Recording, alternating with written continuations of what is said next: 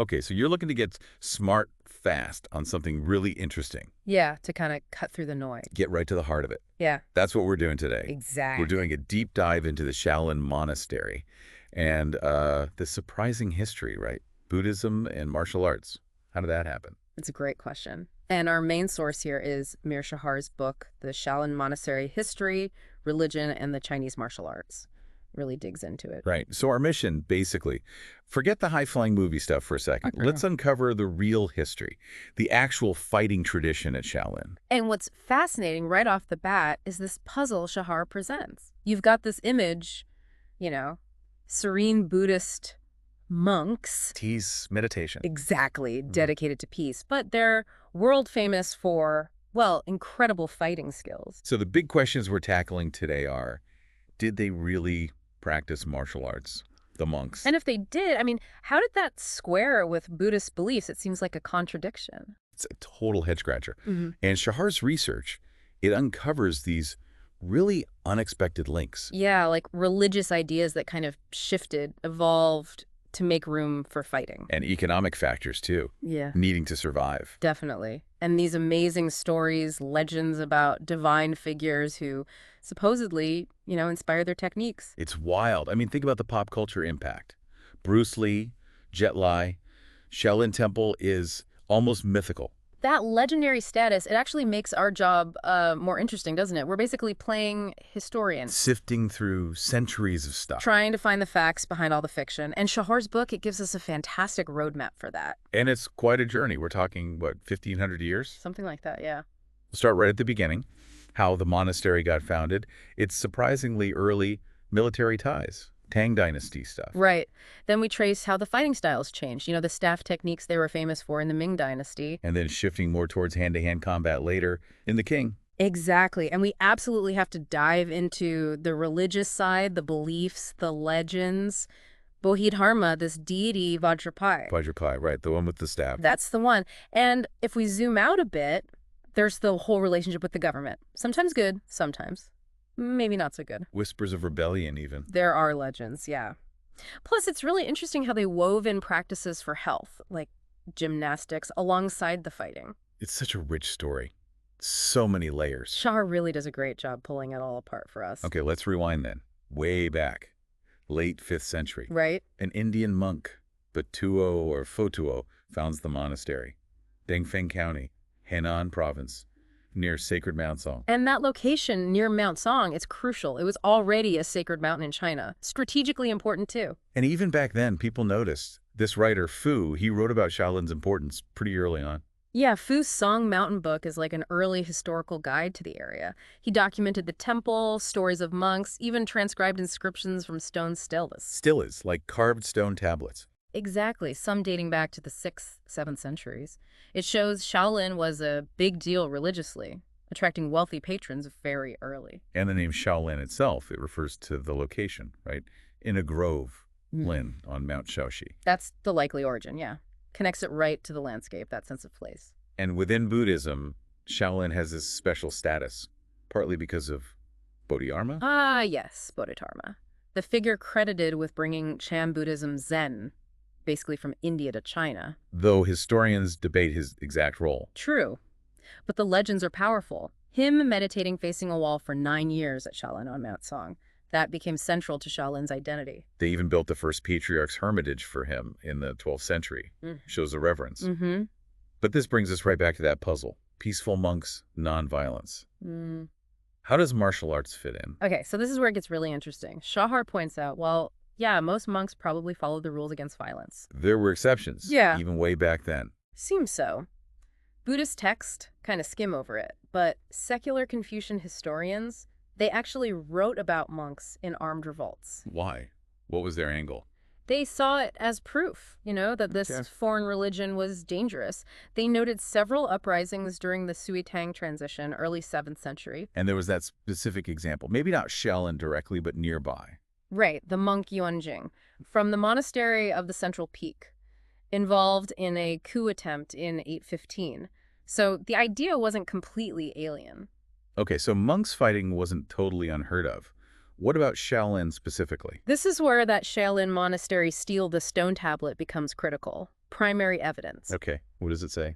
It tells the story of Shaolin monks helping Li Shimin before he was Emperor Taizong fight against this rival warlord Huang Shichong, early 7th century. Wow, so this is documented history, carved in stone. Pretty much. It says the monks defended their own land, the Cypress Valley estate. Oh, no, 1-1. Right. And they actually captured Wang Shichong's nephew. No kidding. So they were effective fighters. Apparently so. And Li Shimin was incredibly grateful. He gave them back their estate, and get this, he appointed one of the monks as a general-in-chief in his army. A monk as a general. That's huge. It's a massive endorsement. It sets a clear historical precedent for Shaolin monks in military action very early on. And it seems tied to protecting their property, right? That estate. That seems key. In turbulent times, a big monastic estate was vulnerable. Self-defense becomes, well, necessary. A practical motivation. Absolutely. And Shahar also raises the religious angle, these armed Buddhist guardian deities like Vajrapai. Right, so if the Buddha needed armed guards. Then maybe the monks could justify defending themselves too. It's an interpretation perhaps that allowed for self-preservation without directly contradicting their faith. So we see these early seeds, Yeah. practical needs, evolving religious ideas. Yeah.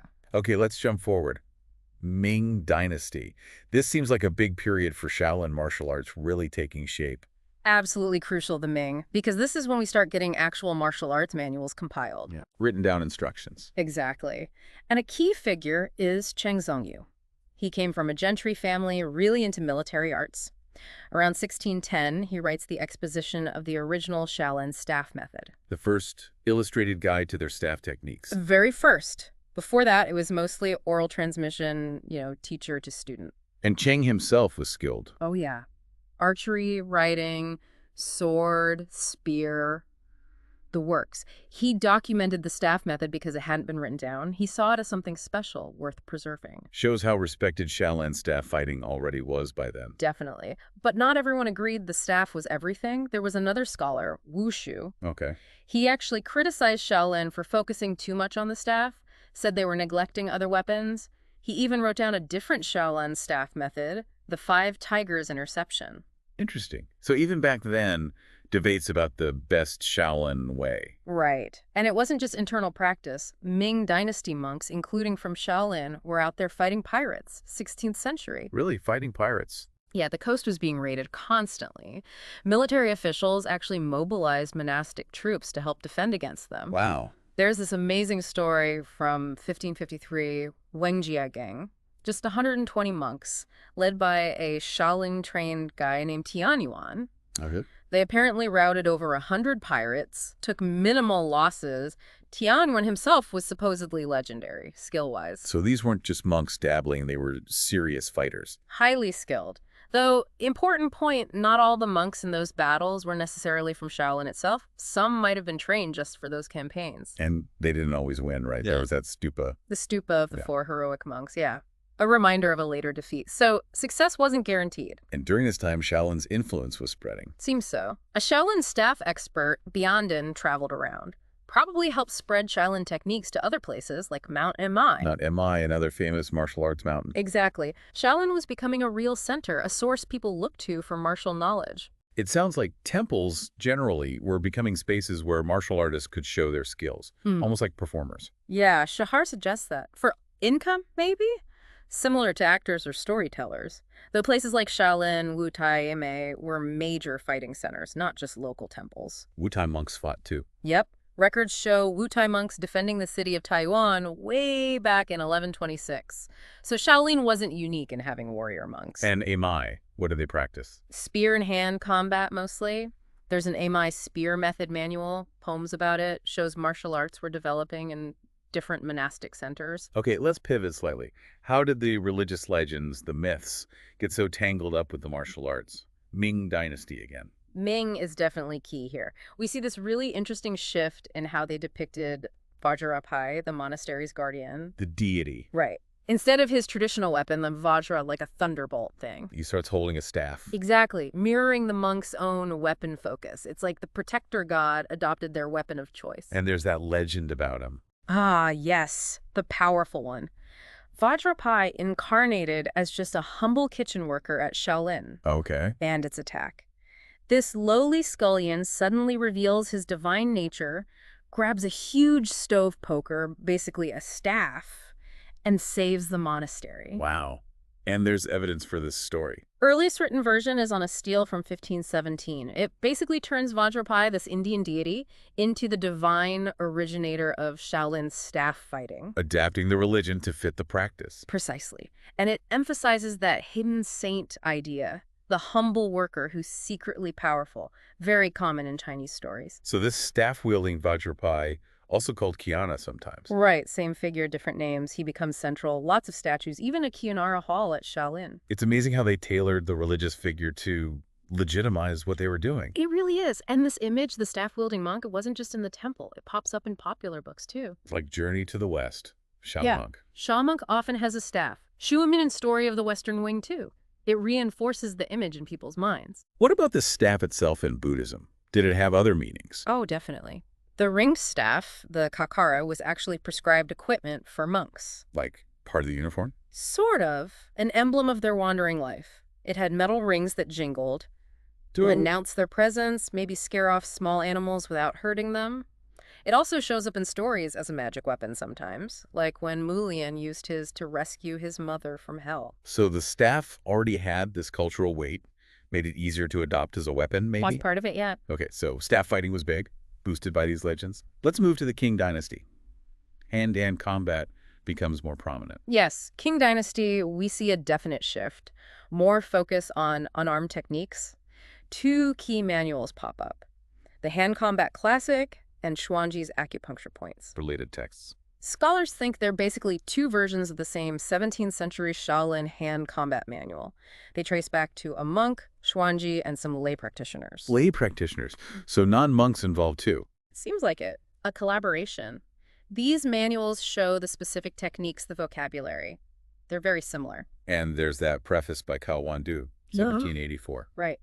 Really insightful. He talks about why he studied martial arts. Self-defense, sure, but also health, artistic perfection. Spiritual enlightenment even, through dreams. Yeah. It shows it wasn't just about fighting. It was seen as this holistic practice, engaging body, mind, and spirit. And by the 1800s, this shift was noticeable. Looks like it. When that official, Lin King, visited Shaolin in 1828, what did he see? Barehanded sparring, right, not the staff fighting. Exactly. Suggests a real change in focus in their training and demonstrations. It's interesting, wasn't there a military strategist, Qi Jiguang, back in the Ming, who thought hand combat was foundational? Yes. Qi Jiguang saw hand-to-hand as basic training for armed combat. Builds courage, gives you a base. That idea seems to have persisted. In this whole Ming-Qing transition period, it was a fertile time for martial arts generally. Very dynamic. New barehanded styles emerging around Shaolin Taiji Quan, Shinji Quan, what becomes Shaolin Quan itself. Lots of innovation happening. Okay, so fighting techniques evolving. But what about the health side?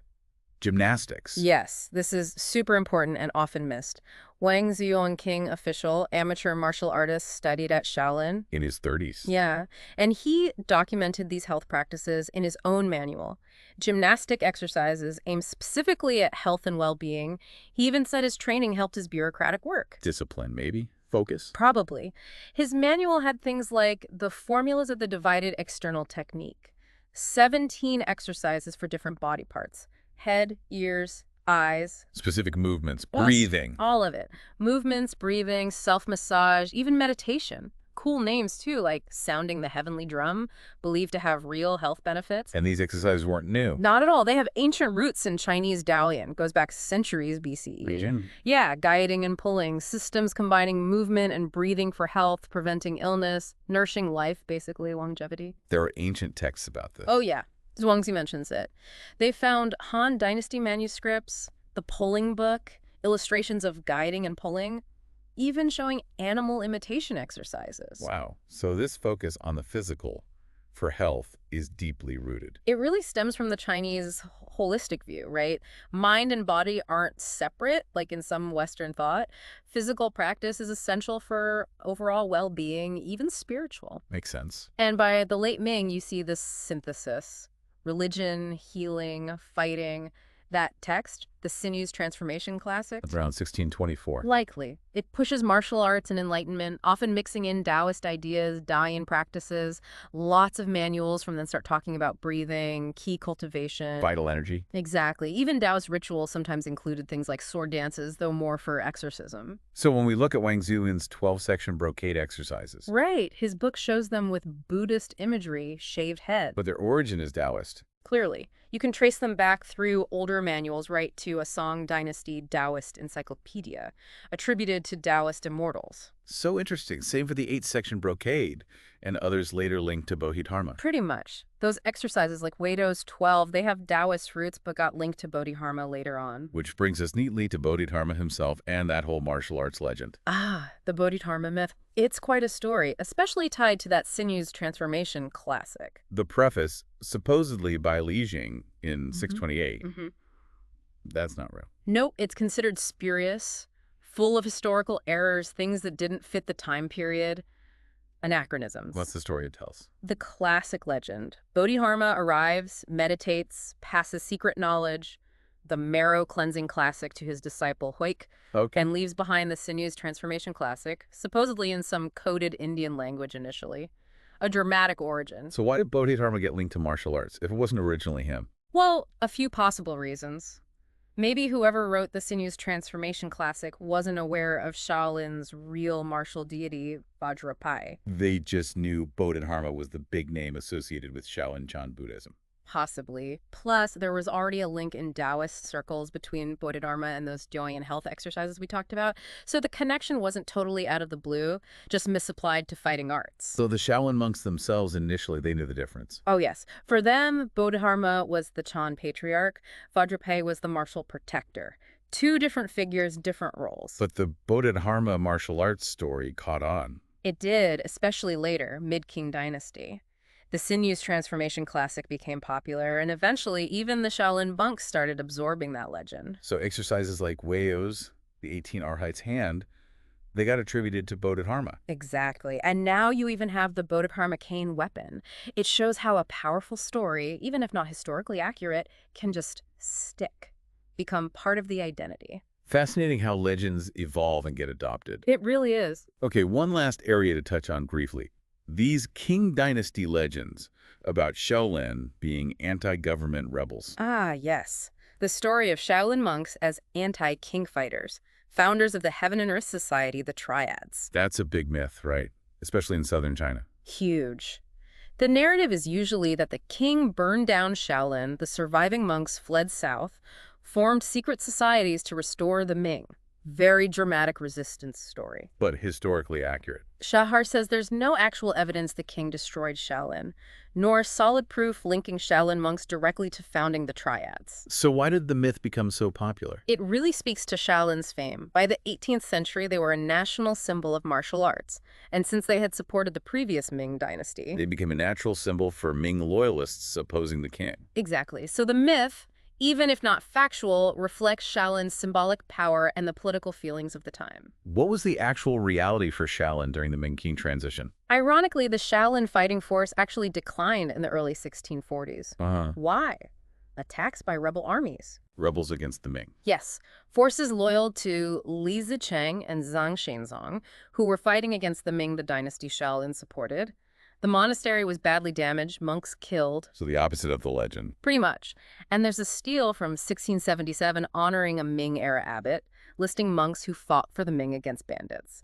Shows that Ming loyalty lingered even after the king took over. So the rebellion legend, while inaccurate, captured the public imagination about Shaolin's power. It definitely helped cement that image of powerful, maybe even defiant, martial prowess. So wrapping this up, Shahar's work paints this incredibly complex picture, doesn't it? Absolutely. This web of history, religion, martial arts, it's all intertwined at Shaolin. Buddhist nonviolence on one hand. But finding justification for fighting through religious myths, martial deities like Vajrapai. And then later bringing in Taoist ideas, Chinese philosophy, health practices. It's a fascinating blend. Today, Shaolin's a huge tourist spot. Lots of different traditions claim the name. Right. But understanding this real history, the myths versus the facts, gives you a much deeper appreciation for what Shaolin represents. Absolutely. So for everyone listening, The key takeaways from this deep dive. What stands out? Maybe the early military roles monks played. That was surprising. Definitely. Or how the techniques evolved staff first, then more hand-to-hand. The power of those legends, too.